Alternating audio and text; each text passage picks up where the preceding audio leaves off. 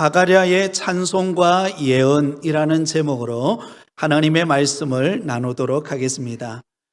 우리는 지난 시간에 사가랴와 엘리사벳 가정에 세례 요한이 출생하는 이야기를 함께 살펴보았습니다. 사실 아이를 가질 수 없는 그런 형편에 있었습니다.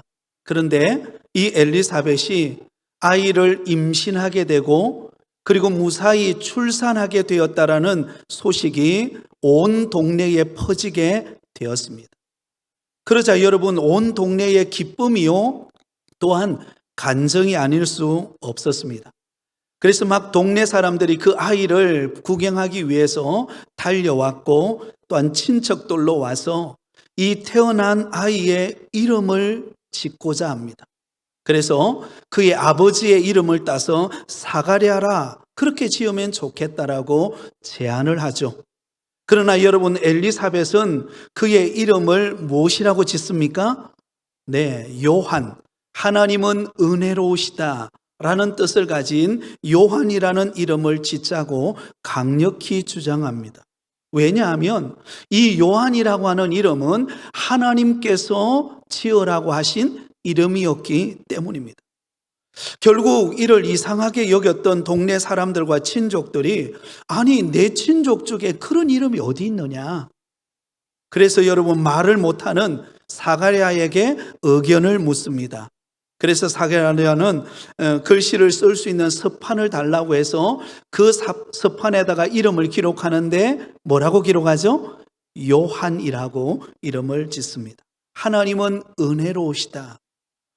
여러분, 요한이라는 이름을 기록하자 온 동네 사람들과 친족들이 깜짝 놀랐습니다. 여러분, 사가랴는 자신과 그리고 자신의 아내를 통하여 태어나는 이 아이가 우연히 태어나는 아이가 아니라 바로 하나님께서 바로 가브리엘 천사를 통하여 약속하신 자녀, 하나님께서 장차 이 땅에 오실 메시아의 오심을 예비하는 자로서 은혜로운 축복의 통로로 쓰기 위하여 하나님께서 그 가정에 주시는 선물, 바로 요한이었던 것입니다. 그러자 여러분, 놀라운 일이 일어납니다. 그 사가랴가 10개월 동안 말 한마디 하지 못하고, 그리고는 혀가 꼬여서 말할 수 없는 그런 형편에 있던 그가 말을 하기 시작합니다. 여러분, 얼마나 10개월 동안 답답했겠습니까? 그죠? 말할 수 없는 형편이 되었을 때, 그러나 여러분, 그 10개월의 기간은 말을 하지 못하는 답답함과 괴로움의 시간이기도 했지만, 그러나 반대로 본다면 여러분, 하나님께서 그의 가정에 얼마나 놀라운 일을 행하셨는가를 체험하는 그런 바로 영적인 성장의 기회였다라는 사실을 우리는 기억할 수가 있습니다. 그래서 그의 입이 풀리자마자 그가 이렇게 고백합니다. 64절에 보면, 이에 그 입이 곧 열리고 혀가 풀리며 말을 하여 하나님을 뭐 아니라 찬송하니. 여러분, 그가 입이 열리자마자, 10개월 만에 입이 열리자마자 가장 먼저 그가 한 일이 무엇입니까? 하나님께서 행하신 놀라운 일을 찬송하고 있다는 것입니다. 사실 사가랴는 믿지 못했습니다. 아니, 내 아내도 나이가 많이 들고 나도 나이가 많이 들어서 그런 우리 가정에 어떻게 아이가 태어날 수 있겠는가? 불가능하다 생각했습니다.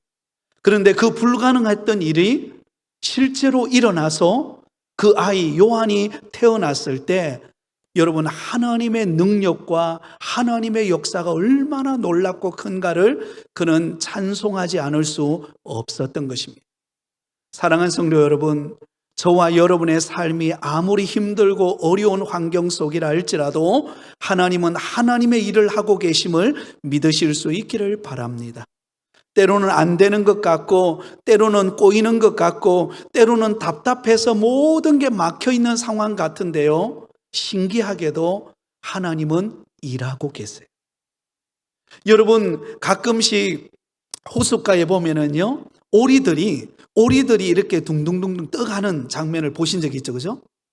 안 보셨어요? 오리가, 청둥오리나 이 오리들이 떠가는 거 보면 굉장히 평화롭게 갑니다. 그런데 여러분, 그 오리가 발밑에서는 뭐 하고 있을까요? 끊임없이 노를 젓고 있어요. 그래서 평화로운데 앞으로 가는 거예요. 사랑하는 여러분, 우리의 인생이 꼬여 있든지 잘 되든지 어떤 상황 속에서도 우리 하나님은 저와 여러분의 인생 가운데 일하고 계심을 믿으시기 바랍니다. 그리고 그 좋으신 하나님을 찬송하면서 당당하게 믿음으로 달려가는 성도들이 다 되시기를 예수님의 이름으로 축원드립니다. 자, 그런데 오늘 본문에 보면 사가랴가 단순히 하나님을 찬송하는 것으로 끝나지 않아요. 성령의 충만함을 받아서 그가 앞으로 이루어질 일들에 대하여 예언을 선포하는 것을 볼 수가 있습니다. 67절을 우리 같이 읽습니다. 그 붙인 사가랴가 성령의 충만함을 받아 예언하여 이르되, 10개월 동안 말 한마디 못하고 답답한 환경 속에 있던 그가 10개월 만에 입이 열리자 하나님을 찬송하게 되었습니다. 그런데 그 찬송하는 것으로 끝나지 않고 성령이 그에게 충만하게 임하자 그의 입술을 열어서 예언하기 시작합니다. 앞으로 하나님께서 어떤 일을 행하실지, 하나님께서 행하실 놀라운 일들에 대한 비전을 꿈꾸고 예언하는 고백들을 하는 것을 볼 수가 있습니다. 여러분, 성령이 충만한 곳에 여러분 하나님의 앞으로 이루실 미래를 바라보는 영의 눈이 열릴 줄 믿습니다.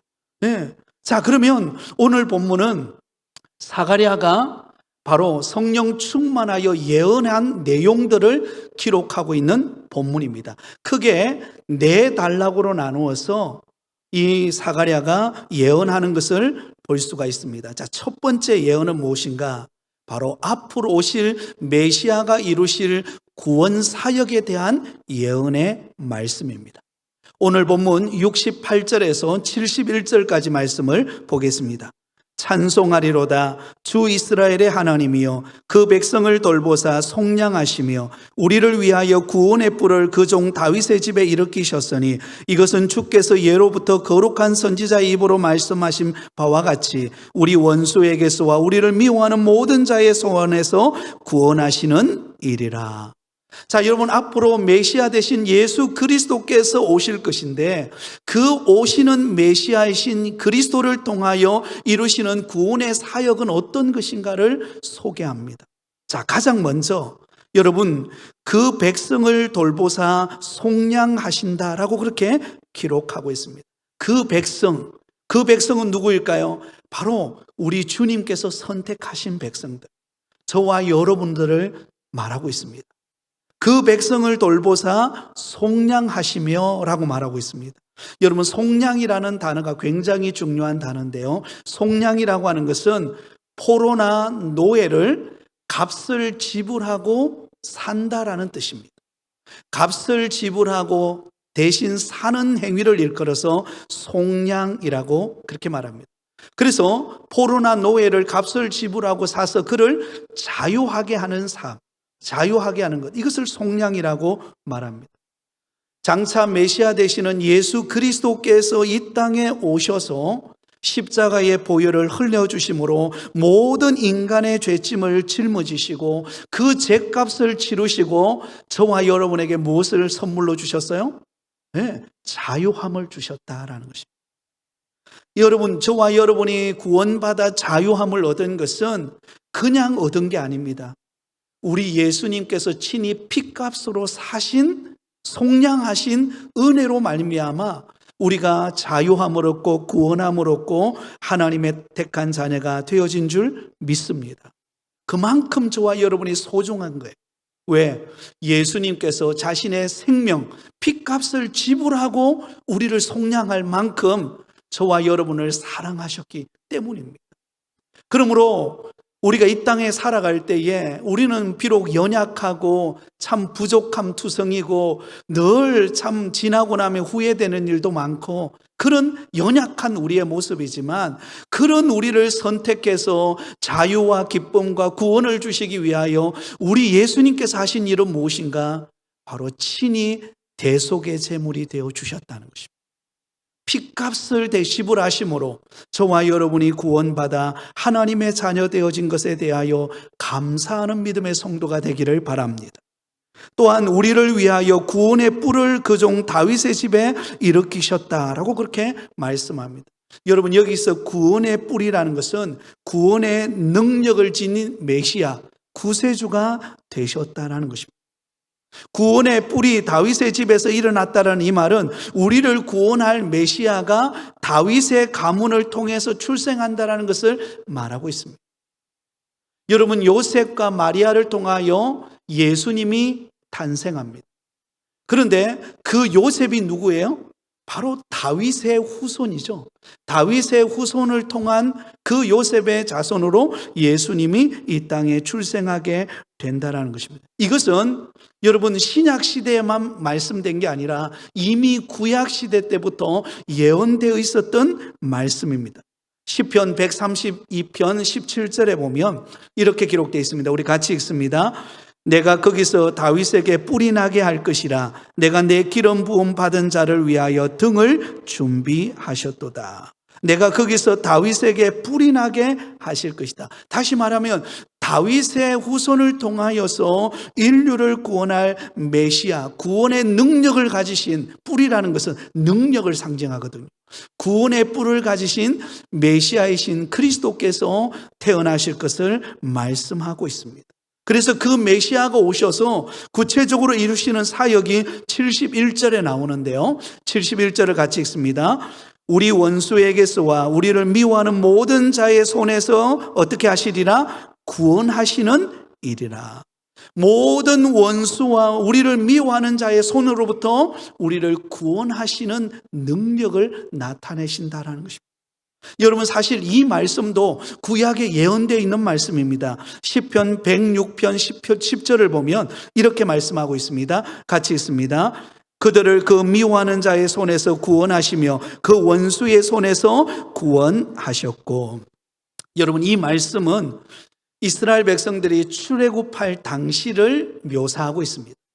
이스라엘 백성들이 애굽에 430년 동안 머물면서 종살이 하다가 여러분, 모세를 통하여 10가지 재앙을 통하여 마지막 재앙이 어떤 재앙입니까? 장자의 죽음의 재앙이죠. 그 장자의 죽음의 재앙을 통하여서 이스라엘 백성들이 출애굽함으로 하나님께서 그들을 구원하셨습니다.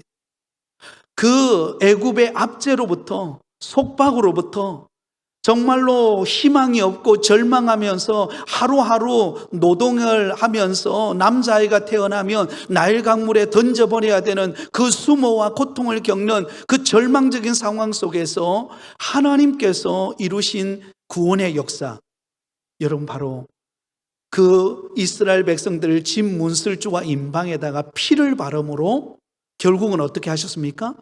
그 이스라엘 백성들은 다 살리시고 결국에는 출애굽하는 역사가 일어나게 하셨던 것처럼 저와 여러분을 얽매였던 사탄의 세력으로부터, 모든 세상으로부터 저와 여러분을 구원하여 하나님의 택한 자녀로 삼으신 그 메시아 되신 예수 그리스도께서 이 땅에 오셔서 저와 여러분을 대신하여 친히 속량의 제물이 되시고 우리의 죄를 사해 주시고 그리고 우리에게 구원의 은혜를 허락하셔서 오늘도 믿음으로 살아가게 하신 것, 이게 우리의 감사의 조건인 줄 믿습니다.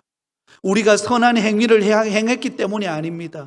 우리가 어떤 내가 구원받을 만한 어떤 조건이 있어서 내가 대단한 사람이어서가 아니라 바로 우리를 너무나 사랑하신 그 하나님의 사랑이 독생자 예수 그리스도를 통하여 우리를 속량해 주신 그 무조건적인 사랑과 은혜 때문에 우리가 구원받아서 오늘도 자유함을 얻고 우리 주님 앞으로 나올 수 있음에 감사하면서 주를 찬양하는 믿음의 성도들이 되시기를 예수님의 이름으로 축원드립니다.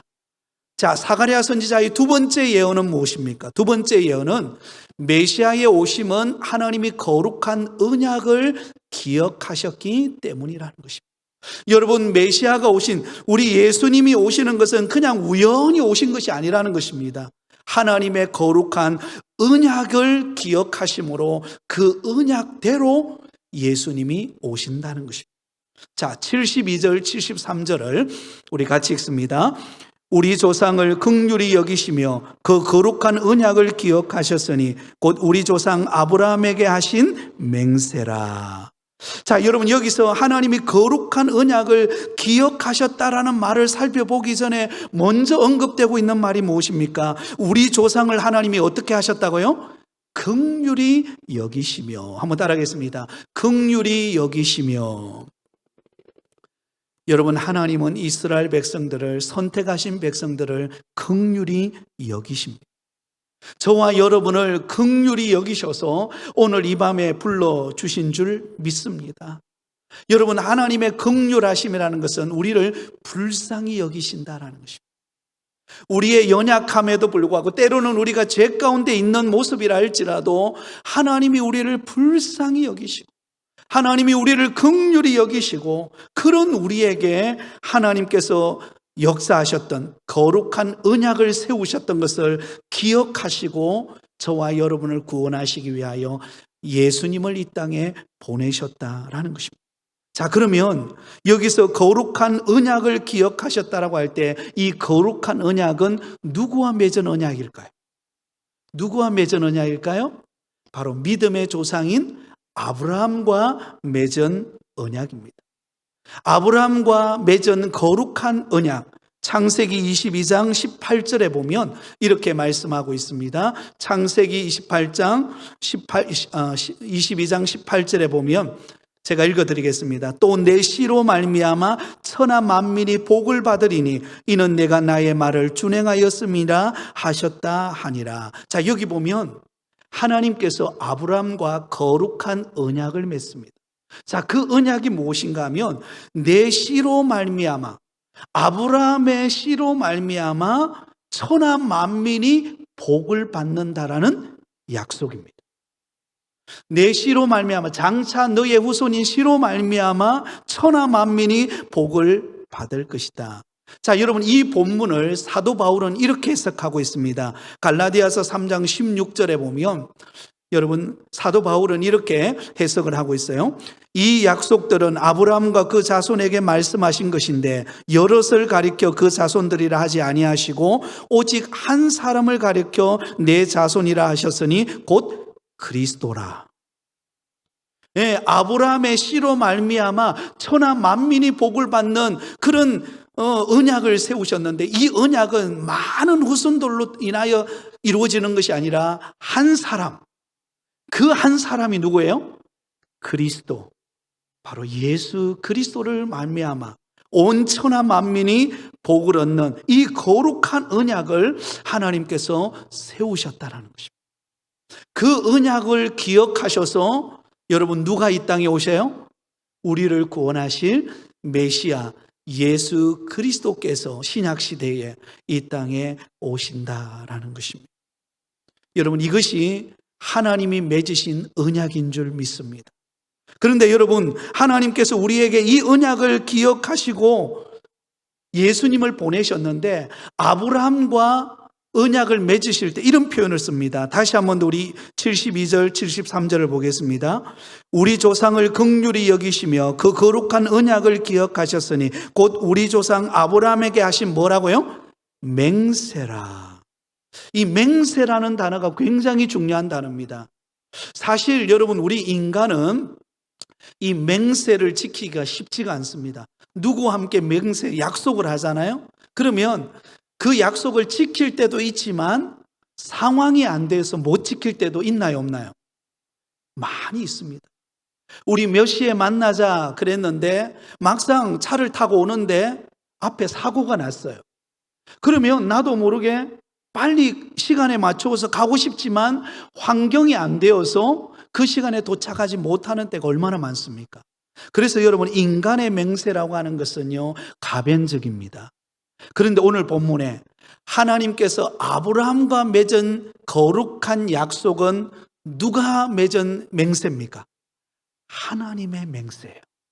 다시 말하면 하나님은 약속하신 것은 반드시 지킨다는 의미가 그 속에 포함되어 있다는 것입니다. 여러분, 예수님이 이 땅에 오시는 것은 우연히 오는 게 아닙니다. 예수님께서 믿음의 조상인 하나님께서 믿음의 조상인 아브라함과 이미 구약 시대에 약속하셨던 거룩한 언약을 하나님께서는 반드시 지키시겠다라고 약속하신 그 약속이 신약 시대에 와서 여러분, 이 요한이 태어나는 이 과정을 통하여서 이제 곧 그 구약의 아브라함과 맺으셨던 그 맹세하셨던 거룩한 언약이 실제로 눈앞에 나타나는 때가 온다라는 것입니다. 사랑하는 성도 여러분, 하나님은 언약에 신실하신 하나님이신 줄 믿습니다. 우리는요, 때로는 내 연약함 때문에 또 여러 가지 상황 때문에 우리는 약속을 지키지 못하고 믿음대로 산다고 했지만 되돌아보면 후회할 게 많고 2025년도도 우리가 한 해를 지나오고 있지만 여러분 이제 마지막 12월 달이잖아요. 그동안 연초에 우리가 첫 새 송구 헌신 예배를 드릴 때는 영신 예배를 드릴 때만은 우리가 각오하고 헌신하고 다짐했던 것들이 있잖아요. 근데 지나보면 어떻습니까? 우리가 다 이루지 못하고 참 부족했던 것들이 많습니다. 그러나 여러분, 하나님은 우리와 맺은 언약을 결코 잊지 않습니다. 하나님은 기억하시고 그 기억하신 대로 때를 따라 그 맹세대로 성취하시는 하나님이심을 잊지 않기를 바랍니다. 그 주님을 바라보실 수 있기를 바라요. 그러니 여러분 얼마나 감격스러웠습니까? 이것을 누구보다도 체험하고 있는 사람이 바로 이 예언을 하고 있는 사가랴 아닙니까? 10개월 전만 하더라도 자신과 아내를 통하여 아이가 임신되고 그 아이가 태어날 줄 꿈에도 상상하지 못했습니다. 그 불가능한 일입니다. 우리는 나이가 늙어서 이제는 도저히 안 됩니다. 그렇게 말했던 사가랴에게 하나님이 가브리엘 천사를 통하여 약속하셨던 것들이 10개월이 딱 지나고 난 이후에 어떤 일이 벌어지죠? 이루어지잖아요. 그리고 그 입술을 통하여 찬송과 예언을 통하여 하나님은 신실하시다. 하나님의 약속은 변함이 없다. 하나님은 우리 가운데 놀랍게 일하시고 계신다. 내 연약함과 상관없이, 나의 상황과 상관없이 하나님은 일하시고 하나님의 언약은 성취된다는 것을 우리는 기억하실 수 있기를 바랍니다. 사랑하는 여러분, 이게 얼마나 큰 위로와 소망이 되는지 모릅니다. 아브라함에게 구약시대 때 오래전에 아브라함에게 약속했던 그 약속이 이제 드디어 성취되어지는 때가 온 것입니다. 저와 여러분에게도 때로는 기다림이 필요하고 때로는 기도가 참 절실하고 하나님이 과연 어떻게 역사하실까 답답할 때가 있죠. 그러나 여러분, 하나님을 신뢰하고 믿고 기도하는 여러분 되기를 바랍니다. 그러면 언약에 신실하신 하나님께서 하나님이 이루신 그 맹세대로 이루시고 성취하시는 때가 반드시 온다라는 것을 여러분 잊지 않기를 예수님의 이름으로 축원드립니다. 누군가 그런 말을 하더라고요. 가장 어두운 시간이 이제 곧 밝은 때가 오는 시간이래요. 그렇잖아요. 밤이 되면 가장 깊은 그 어둠이 있는 그때가 그걸 정점으로 시작해서 그 다음에 어때요? 밝아오기 시작하잖아요. 여러분이 지금 가장 어렵다라고 느끼는 그 순간이 이제 밝은 내일이 보일 순간인 줄 우리는 믿고 하나님을 신뢰하시기를 예수님의 이름으로 축원드립니다. 자, 세 번째, 사가랴 선지자가 예언한 이유는 그것은 무엇입니까? 바로 세례 요한의 역할에 대한 예언입니다. 76절, 77절을 우리 성경을 보면서 같이 읽습니다. 76절, 77절입니다. 시작. 이 아이여, 내가 지극히 높으신 이의 선지자라 일컬음을 받고 주 앞에 앞서가서 그 길을 준비하여 주의 백성에게 그 죄 사함으로 말미암는 구원을 알게 하리니. 누구에 대한 예언일까요? 세례 요한에 대한 예언입니다. 지금 태어난 그 어린아이, 이 사가랴의 가정에 하나님이 주신 선물, 그 세례 요한이 어떤 인물이 될 것인가? 하나님께서 그를 바로 지극히 높은 선지자로 하나님이 들어 쓰신다는 것입니다. 왜 지극히 높은 선지자입니까? 바로 인류를 구원할 메시아가 오실 것을 예비하는 선지자이기 때문입니다. 그래서 다른 선지자들도 굉장히 귀한 선지자지만 가장 귀하다고 인정받을 수 있는 것은 바로 우리를 구원할 메시아가 오심을 증거하는 선지자이기 때문입니다. 그가 오셔서 하는 일이 무엇입니까? 바로 주의 오실 길을 준비하는 자의 역할을 감당한다는 것입니다. 그래서 지금 세례 요한을 그의 가정에 하나님께서 선물로 주신 것입니다. 여러분, 하나님은 하나님의 뜻을 따라, 하나님의 계획을 따라 저와 여러분의 걸음을 인도해 가고 계시는 줄 믿습니다. 요한은 요한에게 허락한 사명이 있습니다. 그 요한을 통하여 하나님은 주의 오실 길을 예비할 것이고, 그를 통하여 정말로 위대한 지극히 높은 선지자의 사명을 감당하는 자로 하나님이 들어 쓰시는 것처럼 저와 여러분도 하나님의 선한 뜻을 위하여 부르셨고, 그 부르심 가운데 우리를 사용할 줄 믿습니다. 그러면 여러분, 저와 여러분 자신에 대한 소망을 가지고 주님을 바라보실 수 있기를 바랍니다. 자, 마지막 네 번째 예언이 나오죠. 마지막 네 번째 나오는 바로 돋은 해처럼 임하는 메시아의 구원을 선포하고 있습니다. 78절 79절을 우리 마지막으로 같이 읽습니다. 시작. 이는 우리 하나님의 긍휼로 인함이라. 이로써 돋는 해가 위로부터 우리에게 임하여 어둠과 죽음의 그늘에 앉은 자에게 비치고 우리 발을 평강의 길로 인도하시리로다 하니라. 아멘. 자, 여러분, 이 땅의 인류를 구원하실 메시아를 일컬어서 여기 보면 이렇게 표현하고 있습니다. 돋는 해가 위로부터 우리에게 임하여. 돋는 해가 임한다라는 것입니다. 돋는 해가 임한다. 여러분, 아침에 혹시 바다에서 떠오르는 해를 보신 적이 많이 있을 것입니다. 저는 제 기억 속에 해가 떠오를 때 가장 감동적으로 봤던 때가 언제인가 하면, 예전에 제가 그 성지순례를 간 적이 있습니다.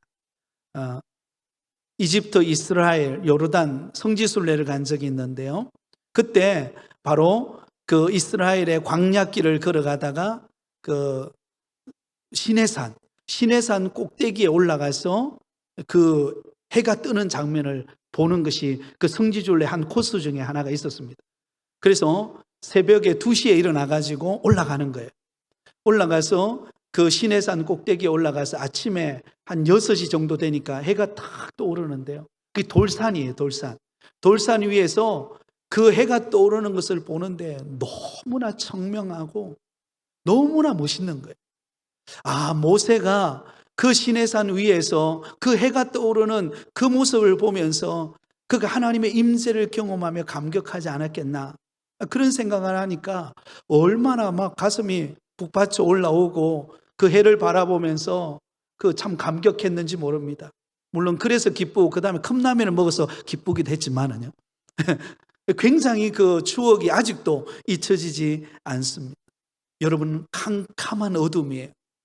캄캄한 어둠인데 해가 떠오른다는 것은 무엇을 말합니까? 이제 낮이 온다는 거죠.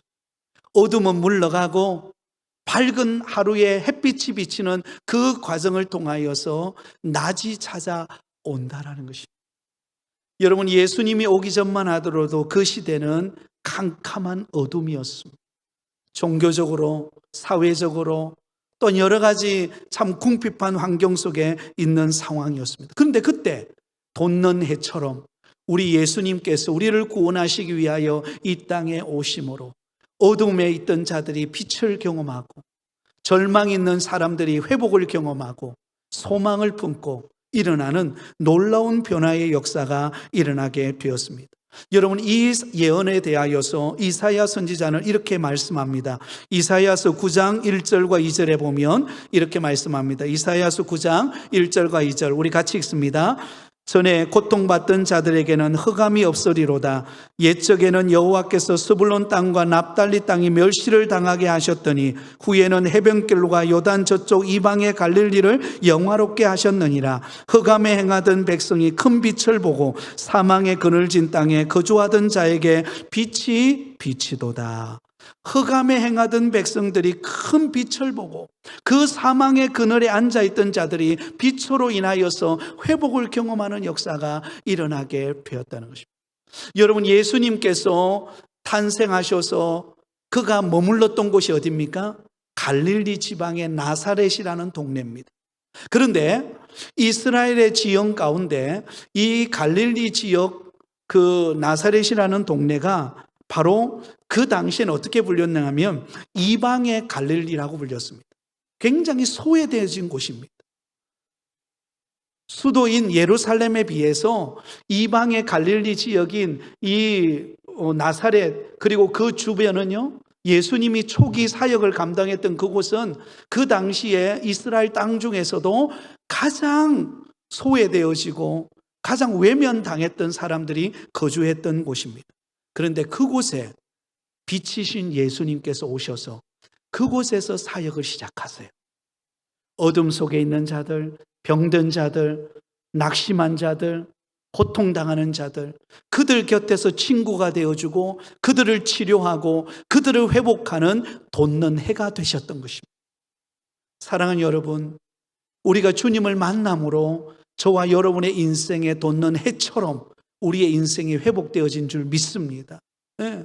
또한 그 주님은 오늘도 우리의 삶 속에서 빛을 비추시고 우리를 새롭게 하시는 은혜가 임하고 있습니다. 바로 그런 돋는 해처럼 이 땅에 오시는 메시아, 그 예수님이 오시는 것을 예언하고 있다라는 것입니다. 말씀을 정리하도록 하겠습니다. 사랑하는 성도 여러분, 저와 여러분은 소망 있는 사람인 줄 믿습니다.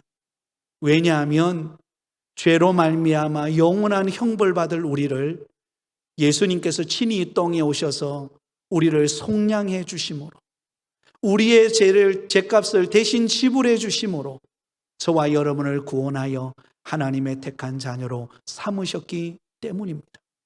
그러므로 나를 속량해 주신 그 십자가의 은혜를 우리는 기억하면서 처음 주님을 만났던 그 감격과 뜨거움이 우리의 심령 속에 살아 역사하기를 원합니다. 그리고 때로는 우리가 잡히는 것 없고 보이는 것 없고 내 환경은 더 캄캄해지는 것 같으나 여러분, 하나님은 아브라함에게 약속하셨던 그 거룩한 언약의 맹세를 반드시 지키셔서 예수님을 보내주신 것처럼 저와 여러분의 삶 속에 하나님이 이루시고 응답할 때가 온다라는 것을 믿고 오늘 이 밤에도 부르짖는 저와 여러분 되기를 바랍니다. 너는 내게 부르짖으라. 내가 내게 응답하겠고 네가 알지 못하는 크고 은밀한 일을 내게 보이리라. 그 약속을 붙잡고 여러분 기도하실 수 있기를 바랍니다. 그리고 여러분, 우리 예수님은 돋는 해처럼 찾아오십니다. 캄캄하고 어둡고 염려와 걱정에 사로잡혀 있는 우리 마음속에 그 예수님이 내 삶의 중심에 오시고 나를 붙들시고 계신다는 믿음을 가지고 나갈 때 우리 속에 돋는 해처럼 새로운 은혜와 새로운 희망과 새로운 꿈이 저와 여러분의 심령 속에 밀려들 줄 믿습니다.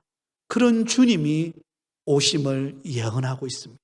그리고 그 주님이 우리에게 오셨고 우리의 구주가 되셔서 우리 안에 거하고 계십니다. 그 주님으로 인하여 저와 여러분의 삶이 날마다 돋는 해처럼 빛나는 축복된 삶을 살아가시기를 예수님의 이름으로 축원드립니다.